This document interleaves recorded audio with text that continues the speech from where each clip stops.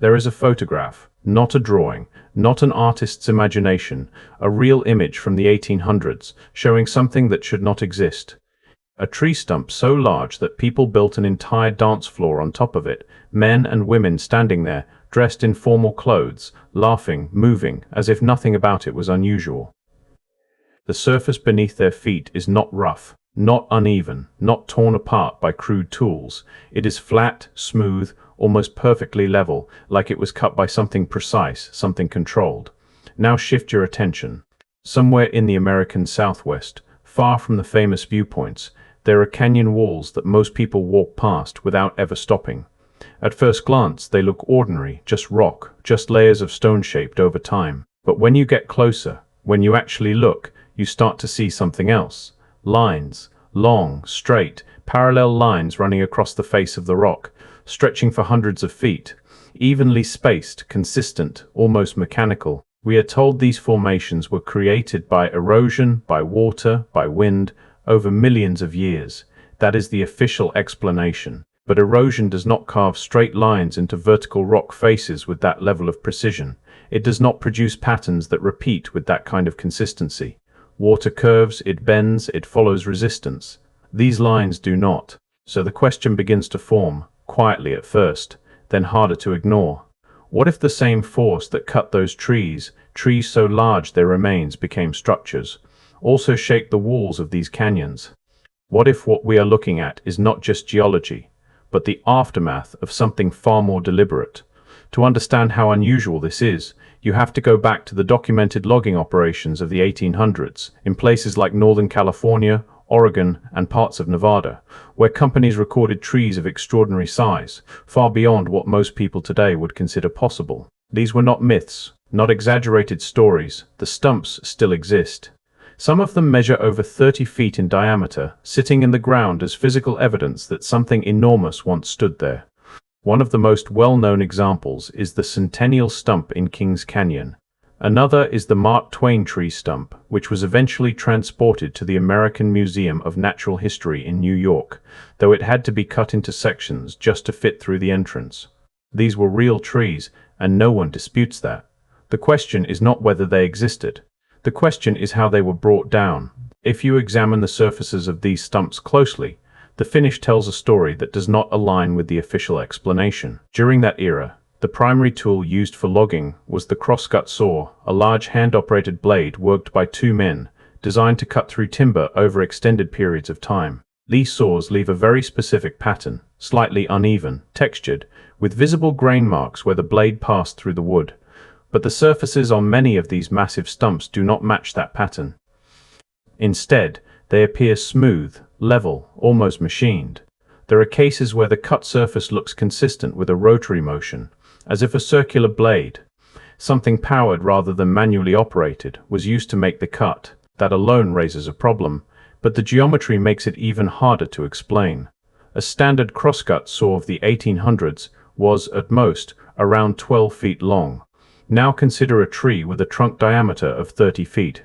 It is physically impossible for a 12-foot saw to cut all the way through a trunk that wide. The blade cannot reach the center. No matter how many people you add, no matter how you position the tool, the geometry does not work. This is not speculation. It is basic mechanical limitation. The official explanation suggests that teams of loggers use staged cutting methods, working in sections, possibly using elevated platforms known as springboards to reach higher portions of the trunk. But there is no detailed documentation showing this process applied at that scale. No recorded step-by-step accounts demonstrating how such trees were actually felled using those methods. What remains is the result: cleanly cut stumps, and a narrative that does not fully explain the mechanics behind them. Now hold that thought, because this is where the connection begins to form. In the year 2019, a researcher named Philip Druzhinin began documenting unusual patterns on canyon walls across the American West. These were not isolated observations. They appeared across multiple locations, and when images of these formations reached researchers in Europe, similar patterns were identified in regions of Spain, Turkey, and the Caucasus. The markings share consistent characteristics. They are found on vertical or near vertical rock faces, not on the canyon floor where water would be expected to have the greatest effect. They appear as parallel horizontal lines, evenly spaced, extending across large sections of rock. And most importantly, they show up most clearly in the hardest layers of the stone, not the softest ones. That detail alone creates a contradiction. If these patterns were the result of erosion, they should follow the path of least resistance, meaning they would be more pronounced in softer materials and less visible in harder ones. But what is observed is the opposite. The lines remain consistent even where the rock becomes more resistant, which challenges the idea that they were formed naturally through abrasion over time. At this point, two separate anomalies begin to overlap. On one side, you have trees of immense scale, cut in a way that does not match the tools officially available. On the other, you have rock formations displaying patterns that do not behave like known erosion processes. Individually, each can be explained away. Together, they start to suggest something else. When geologists are asked about these markings, the explanations usually fall into two categories. The first is natural jointing, a process where rock fractures along parallel planes due to pressure changes over long geological periods. The second is differential erosion, where layers of varying hardness wear away at different rates, creating the appearance of lines or steps across the surface. Both explanations are valid in certain contexts, but neither fully accounts for what is actually visible in many of these canyon walls. Natural jointing follows the internal structure of the rock. It moves along existing weaknesses, meaning the lines it produces align with the natural composition of the material itself. But the marks being observed in these canyon walls do not follow those internal patterns. In many cases, they cut across them, imposed from the outside rather than emerging from within.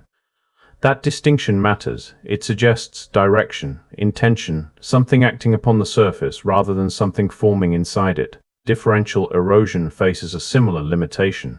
Erosion driven by water or wind tends to produce irregular, curved, and smooth surfaces, especially over long periods of time. It does not generate long sequences of straight, evenly spaced horizontal lines across vertical faces hundreds of feet above the canyon floor. The physics of fluid movement simply do not behave that way. Water flows, it adapts, it curves around resistance. These marks do not curve. They remain straight, consistent, almost disciplined in their repetition. Now take that pattern and compare it to another location, far from the American Southwest. Petra, located in what is now modern Jordan, is widely accepted as a city carved into sandstone cliffs by the Nabatean civilization beginning around the 4th century before Christ. According to the conventional explanation, this entire complex, consisting of temples, corridors, tombs, and chambers, was created using hand tools, chisels, hammers, possibly bronze implements, over an extended period of time. But there is a detail that complicates that narrative. In several unfinished sections of Petra, particularly deeper within the carved structures, the walls display the same kind of parallel horizontal markings seen in canyon systems elsewhere. These are not decorative features. They are not part of the visible architecture presented to visitors. They appear in areas that were abandoned mid-process, where the work seems to have stopped abruptly, leaving behind surfaces that were never refined or smoothed over. Abandoned mid-process becomes an important pattern. It shows up not only in Petra, but in multiple locations where large-scale cutting appears to have been taking place. Have been in the American Southwest, in parts of Europe, and in quarry sites across the Middle East. There are sections where the work appears incomplete, as if whatever operation was underway was suddenly interrupted. Not finished, not gradually phased out. Simply stopped. One of the most striking examples is found in Baalbek, in modern Lebanon. There, within an ancient quarry, sits a massive stone block known as the Hajar al Hibla, often translated as the stone of the pregnant woman. This block weighs approximately 1,650 tons, partially separated from the surrounding bedrock, with 3 of its 4 sides already cut free. The precision of those cuts matches the stonework found in the nearby temple platform, suggesting the same method was used. To put that into perspective, the larger stones moved using modern equipment typically weigh far less and require complex machinery, coordination, and extended timeframes to transport. Yet, here is a block significantly larger, cut with clean edges but never moved, left exactly where the work stopped. The operation did not fail slowly, it halted. Now consider the repetition of this pattern across multiple continents. Large-scale cutting, consistent markings, unfinished sections, sudden abandonment. When viewed in isolation, each site has its own explanation, its own context, but when viewed together, they begin to resemble parts of a larger system, something coordinated, something widespread, something that does not fit comfortably within the framework we have been given. Now, this is where the theory moves into territory that many people instinctively resist, not because the observations disappear, but because the implication becomes difficult to accept. There is a growing line of thought among independent researchers that what we call certain geological formations may not be purely geological at all, at least not in the way they are typically described. Instead, they may be the remnants of biological structures on a scale that no longer exists in the modern world. Start with what we already know. The trees documented in the 1800s were enormous, far larger than what most people today have personally encountered.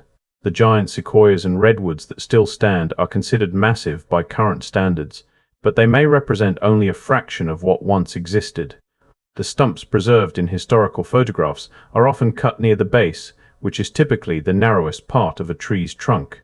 Above that point, the tree would have expanded further, rising higher, extending wider, forming a structure far beyond what we now classify as normal. Some researchers have taken the known proportions of modern sequoias and applied them to the stump dimensions recorded in those photographs. When scaled up, the resulting estimates suggest heights reaching into the range of 1 to 2 kilometers. That is not a minor difference. That is an entirely different category of biological structure, and if something of that scale existed, it would not exist alone. It would require a root system to support it, a network extending underground, matching its size and complexity. This is where the connection to canyon systems begins to take shape. In geology, there is a recognized process known as piping, where voids left behind by decaying organic material collapse over time, forming surface features. At a small scale, this can create sinkholes or underground channels. But at a much larger scale, the collapse of an extensive root system could produce formations that resemble branching canyon networks, narrow corridors, and winding passageways. Consider places like Antelope Canyon in Arizona. Stand inside it and observe the walls. They do not simply descend in straight lines shaped by flowing water. They curve, they twist, they spiral, creating patterns that feel almost organic, as if the space itself once held something that has since been removed. The geometry is not random. It repeats in a way that resembles the branching patterns found in root systems.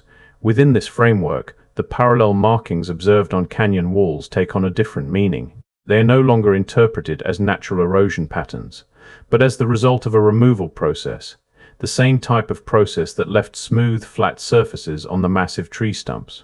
The implication is that a form of rotary cutting technology, something capable of operating at a scale far beyond what is officially acknowledged for that period, was used not only to bring down the trees, but to process the material beneath them. That idea remains speculative. It is important to state that clearly. There is no preserved machine, no direct documentation describing such operations, no physical sample of a root system at that scale available for examination. What exists instead is a convergence of anomalies. The clean-cut stumps, the unexplained markings on rock faces, the absence of expected debris in locations like Petra, the unfinished operations in Baalbek and elsewhere. Each piece alone can be explained. Together, they begin to resist simple explanation. And then there is the question that sits beneath all of it. If such operations were taking place, if such capabilities once existed, what caused them to stop?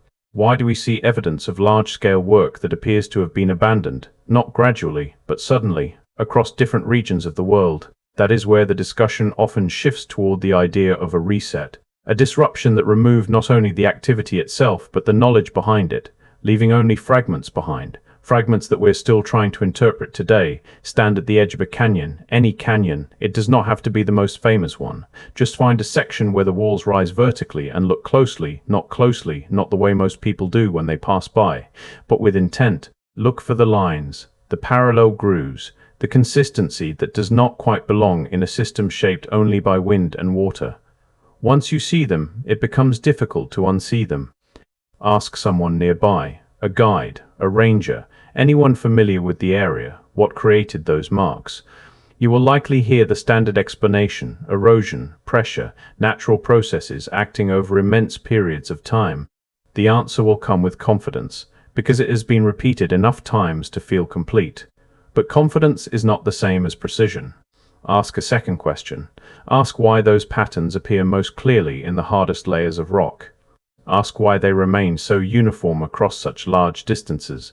Notice how quickly the certainty begins to thin. The same pattern exists in the forests that are no longer there, in the stumps that remain, cut clean, silent, offering no explanation beyond their presence. It exists in places like Petra, where entire sections appear unfinished, and in Baalbek, where massive stones were partially freed and then left behind, as if something interrupted the process and never allowed it to resume. None of this forces a single conclusion. It does something more subtle. It creates pressure on the existing explanation. It exposes the edges where the story no longer fits as cleanly as it once seemed to.